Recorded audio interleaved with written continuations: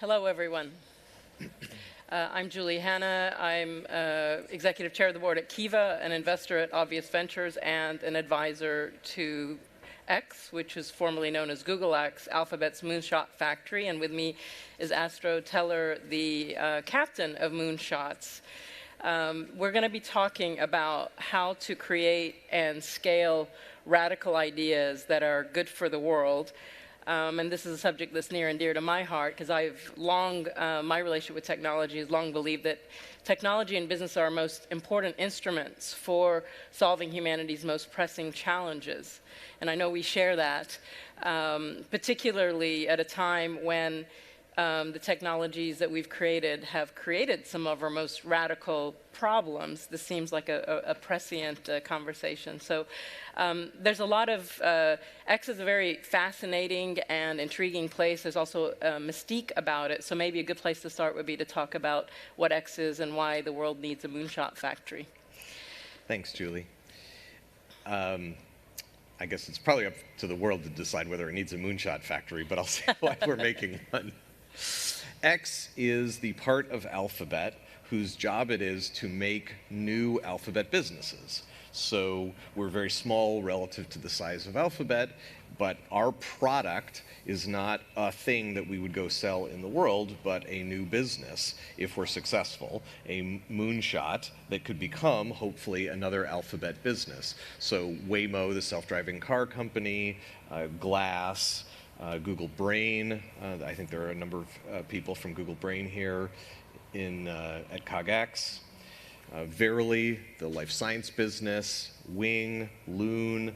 These are the names of some of the projects that started as moonshots, as explorations at X, and have gone on to become substantive pieces of the larger Alphabet family. So that's what X is a place where we try to look or explore over the horizon, come up with something that's very good for the world, that hopefully will also make money for Alphabet, and to the extent that we are successful in finding one of those things, then we can package it up and hand it to Alphabet as a exciting new opportunity. Yeah, and I think one of the parts of your thesis that I think is particularly striking is that you start with a problem first, and a problem that affects 1 billion people or more, rather than starting with tech first. And so you begin with scale in mind from the get-go, but there's some counterintuitive wisdom about how you actually get to that scale, particularly in the early stages, that I think is particularly relevant, given that a lot of where the products that we've unleashed on the world have sort of had some unintended consequences as they've scaled that we did not anticipate kind of the early stages. So, talk a little bit about that framework of the radical breakthrough, the technology, and sort of the business model, and how you harmonize those from a purpose-driven and profit perspective. Sure. So we have a couple different mechanisms at X for trying to help guide everyone at X to explore in areas that we'll be excited about later. And so we use these 3 interlocking circles as a way to remind people of what we're looking for. And so we're interested in things that are at the intersection of these 3 elements. The first is finding a huge problem with the world that you can name and you want to fix. The second is finding a science fiction sounding product or service that, however unlikely it is that we could actually make it, if we could make it, it would make that huge problem go away. And then you have to, third, be able to say, here's the breakthrough technology that makes that radical proposed solution to the problem possible, even if not yet likely. Let's go try it. So the first thing, as you were observing, is nowhere in that triumvirate of requirements does it say must make a lot of money. And people say, well, hold on, there has to be like a secret other requirement, which is make lots of money. No. If you're doing something which is solving a huge problem, I challenge you to solve a huge problem in the world and not get paid for it. This happens all the time at X. I've got a great idea for the world, but we won't get paid anything for it. I don't believe you. I don't believe that the world is wired so that you could solve a huge problem in the world and that some of the value that we're producing for the world won't come back to us in some fair way. And we don't need to know what that is on day one. We're willing to trust that that's the case. So that's the purpose side of X. The flip side is, then people say, oh, so we could just do anything that's good for the world, even if it loses money. No, I'm not sure that counts as solving a huge problem for the world. Things that lose money tend to get smaller over time, and things that make money tend to get bigger over time. And so my belief is, our belief at X is, that if you really want to fix a huge problem in the world, it needs to make money, because things that make money will propagate, and things that don't make money will wither on the vine. And so profit is, in fact, the wind beneath the wings for the purpose that you're hoping to create in the world. Yeah, it's, we've talked about purpose and profit, I think, a lot over the years, and I find it fascinating and disconcerting that purpose and profit have been pitted against each other, kind of viewed as dualistic extremes. You've made the point that if you take the long view, right, sort of that purpose and profit harmonize quite well, and really what you're touching on is this notion of kind of enduring value creation. So if you create value over the long term, one will be able to capture some of that value, which is the profit. And what's interesting is in tech, we trust that we're going to figure out our business models if we find a way to grow and capture users, because we equate that with creating value.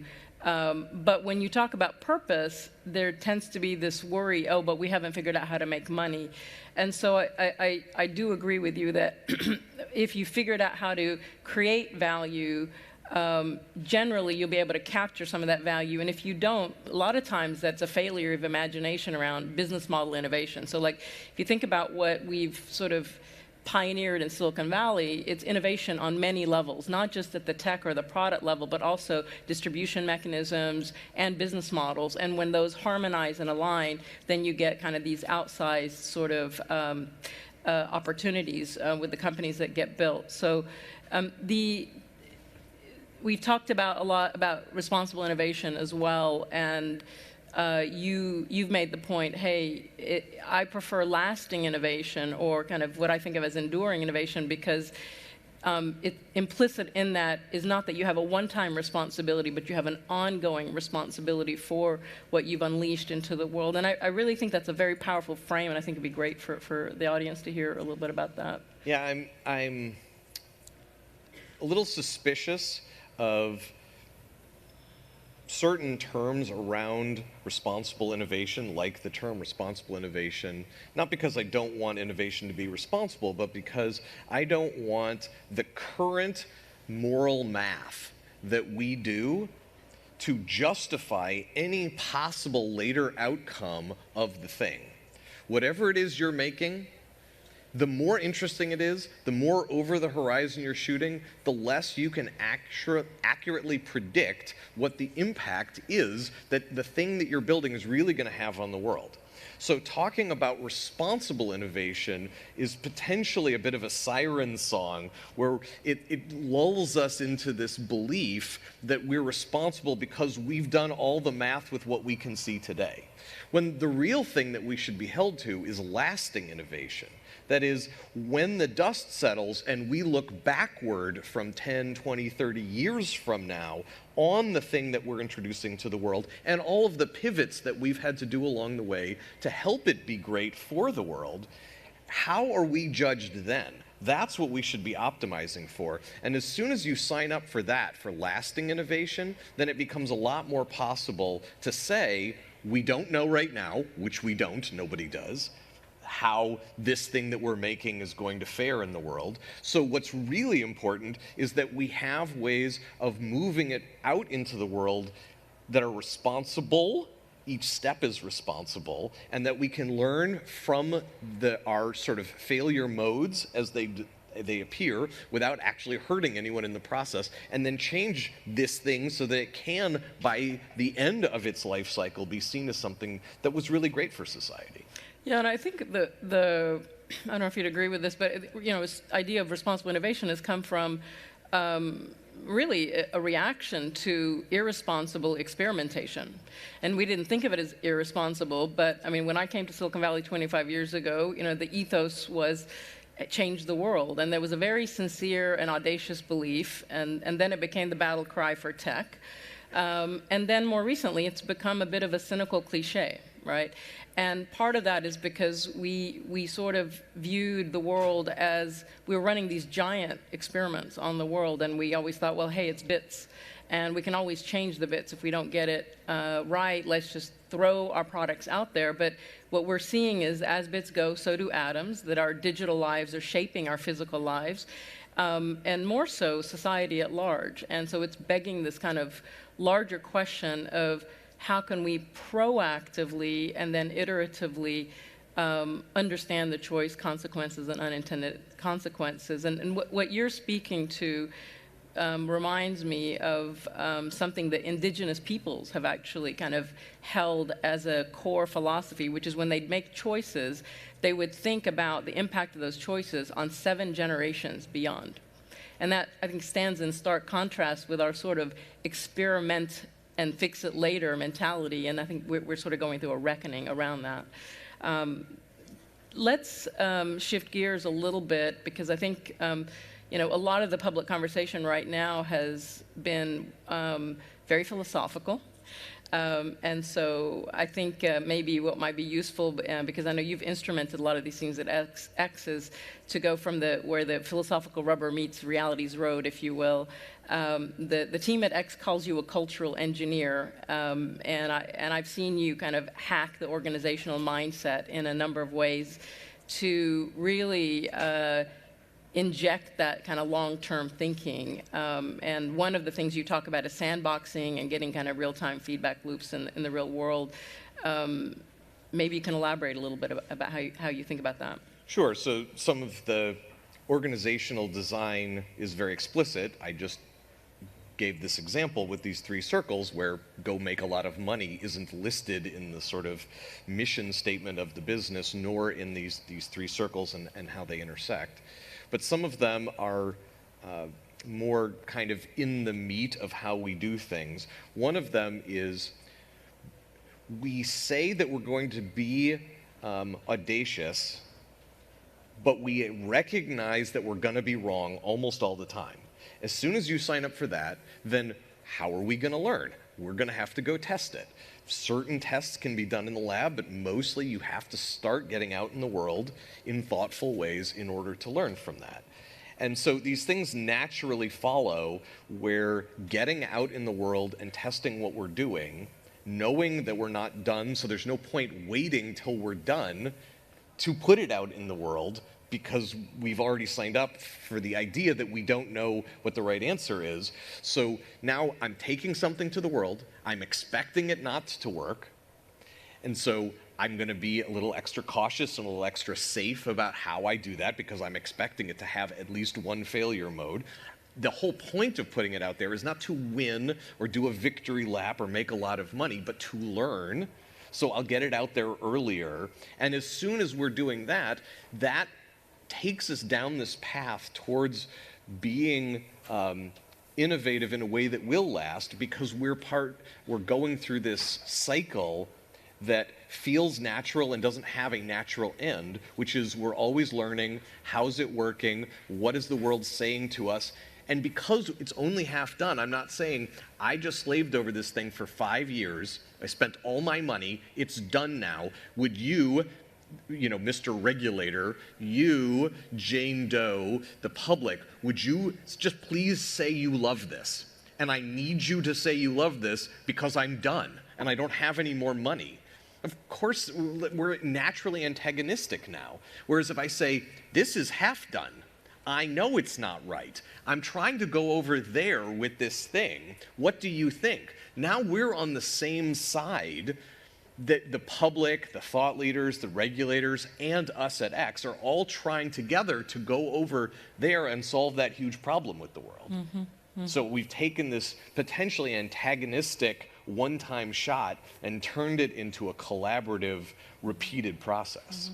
Yeah, and it also there's a counterintuitive wisdom and interesting in how when thinking about macro level scale, mass scale, but starting in a micro scale way. And that was certainly our experience at Kiva. When we stumbled into inventing the crowdfunding model, it literally began with one person on the ground in Uganda, a Ugandan fishmonger. Her name is Elizabeth Amala, and I think of her as the godmother of crowdfunding, but it was one $500 loan to her, crowdsourced by 5 people, that ignited the possibility of what now are billions of dollars that are going to millions of people. And what was interesting is that when you can figure out a whole life cycle of impact in a very small scale way before you try to scale. And I think a lot of where we get into trouble is when we try to scale something out of the gate by dropping it on the world, because distribution is so easy. And that discipline to sort of contain something and understand it through its entire life cycle before you scale it gets a lot of that discovery out of the way.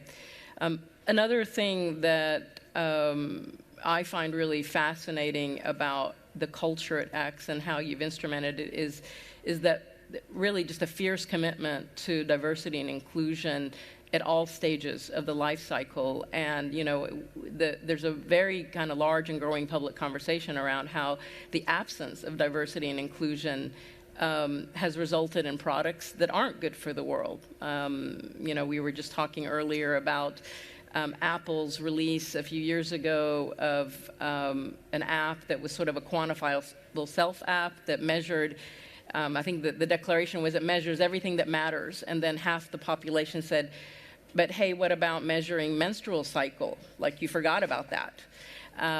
And kind of an oops moment after the fact, rather than if there had been more diversity at the table creating it, that wouldn't have been oversight. Or crash test dummies, which for decades it took to get car companies to test on crash test dummies that were women, that were small size. And meanwhile, women and children were dying and being injured at much higher rates than men. So it would be great to just hear sort of how you have enacted some of those philosophies around diversity and inclusion. And I know that's a very important value from your perspective, so I think it'd be great for people to hear from that as well. I really like these aspects of designing an organization that have multiple different payoffs. So I'm going to describe 2 very practical payoffs in a second, but secretly, even though this isn't maybe sadly what moves society, just solving diversity in our business and across society, it's just the right thing to do. And that might not be a business reason to do it, but it makes me feel really good in the evenings. The second reason is, if you're a creativity factory, which is what X is, we are less an engineering organization that tries to jam some creativity in afterwards, so much as a creativity organization that tries to use engineering as an important part of how it paints and creates the things that it does. You need different perspectives. Perspective shifting, finding a new perspective on the problem you're working on, is the entire game we're playing. How could we possibly do that with a limited set of perspectives in our building? So entirely from a we want to win perspective, that by itself would justify, even leaving the social justice issues aside, us solving the diversity problem for ourselves. The more diverse the people we have in our building are, the more different perspectives they come from, the better we will be as a group at perspective shifting. It happens that we get a third benefit out of diversity, which also by itself would probably justify what we're doing. I don't believe that ethics is some kind of after-the-fact thing that you can slap onto your business. You can't say, you're going to go make the products, and then you'll try to force these people to be reasonable and thoughtful about the products that they make.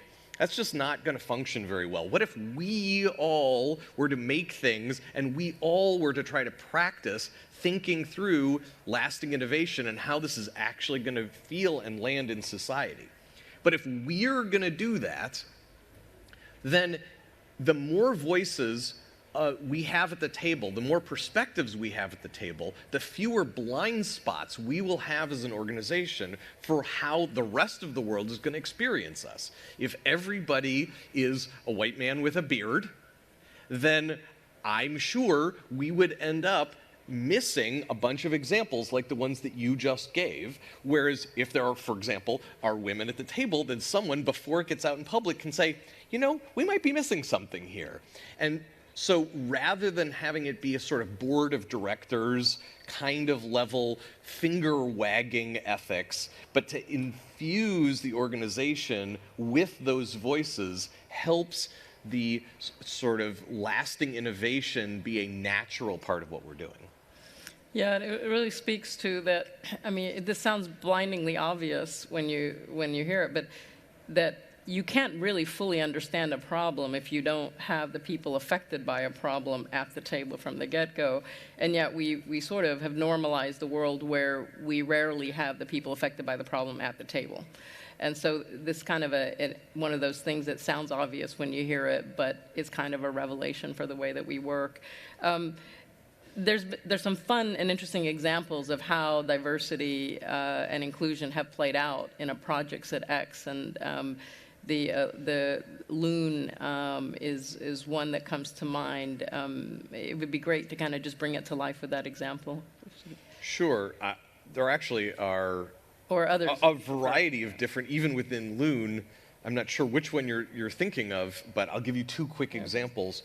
One is that as we are testing stratospheric balloons to try to bring internet connectivity to the half of the world that doesn't have internet connectivity, our balloons are staying up for longer and longer periods of time, but occasionally they do fall out of the sky. And when they do, we go get them. We're not just going to leave them wherever they land.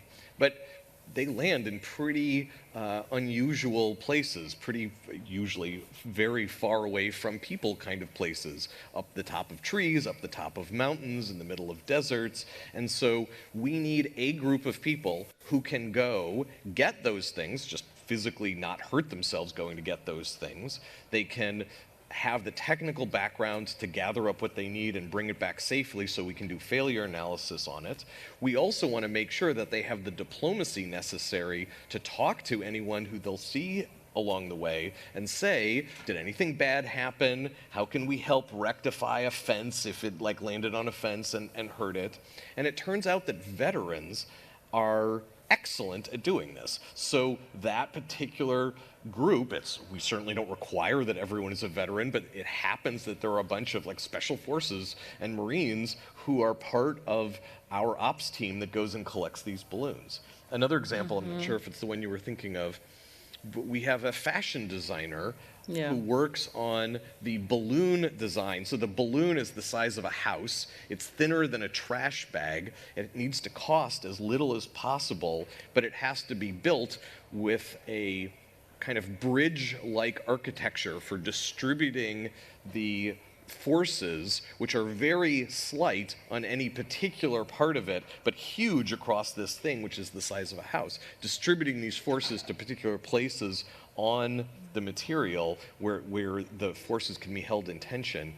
And it turns out that working from an engineering perspective on fabric was something that no one really in the world knew how to do, and we've had to do a lot of innovating on it. And one of the people who's been particularly helpful to us had a career beforehand as a fashion designer, which is the sort of thing, we didn't pre-pick her for that reason, but the fact that we pick people who have really varied backgrounds made it a little bit more likely that we turned out to have someone on the team who could jump in and help, and is now one of the main balloon designers for us. Yeah, I love that example. And also just, I think the scale problems that address kind of things that are good for the world at scale, implicit in that is that we're really talking about for the many, not just the few. And I say it that way because a lot of what we've ended up creating in tech, and certainly in Silicon Valley, has been tended to focus on, problems in our own backyard with the faith and the trust that if it's good for us, it's good for everyone. As Silicon Valley so goes the world. You've made the point a point that's very near and dear to me as an immigrant, as a refugee, as someone who sort of came from the many, not the few. And I thought a lot about kind of that technology in many ways can be the most democratizing force in the history of humankind if we aim it towards that end, but we really have to have that intention. You've talked about how Silicon Valley is a terrible place to test your ideas if you are doing something at scale, and that getting out of that bubble is really important. And I know that one of the more fun examples was with the project with the monkeys, sort of discovering kind of what happens when you put your stuff in the real world. So I think maybe it'd be great to just hear more from you on that, including that example. Sure. Julie's partly referencing, for years I would say to X over and over again, work on the hardest parts of the problem first. Work on the hardest parts of the problem first. And it never totally landed, or maybe partially landed.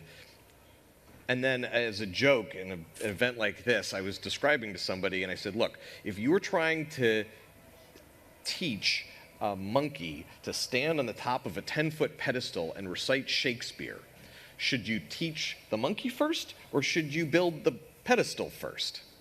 And for some reason that connected with the people at X. So at least internally at X, people say #monkey first as their way of like reminding each other to work on the hard parts first. You can always build the pedestal later if the monkey's speaking Shakespeare. And if the monkey's not speaking Shakespeare yet, you're not de-risking your project at all by building the pedestal. And so we have these boxes that are about this big, free space optics boxes that shoot lasers up to 20 kilometers to another box, so you can basically connect an unconnected village and give it up to 20 gigabits per second. And one of the problems that we've had as we've started to roll these out in India is that once you bolt them to a pole, the monkeys jump up and down on them. That was slightly foreseeable. We didn't actually foresee it, but I guess in retrospect we should have seen that one coming. The weirder one still is that the monkeys are extremely territorial. And so if you go up the pole when they're not on the pole and then you put one of these on, it's okay, the monkeys will leave you alone. But if they're already on the pole and you go up the pole to put these things on, it's really dangerous for the people who are installing these laser boxes on. So that's become a thing they have to do, is like, don't go up the pole till the monkeys come down. And no one is going to write down in their sort of unit tests for this thing works now, make sure not to go up the pole till the monkeys come down. Like, that's just not going to be in the list of things to do. That's why you have to get out in the real world early, before you're done, because that's where the real learning happens. That's part of the usability manual now. Yeah, exactly. Well, I think we're at time, so Astro, I always find these conversations enriching and enlightening, and today is no exception, so thank you so much. Thank you. Thank you, everyone.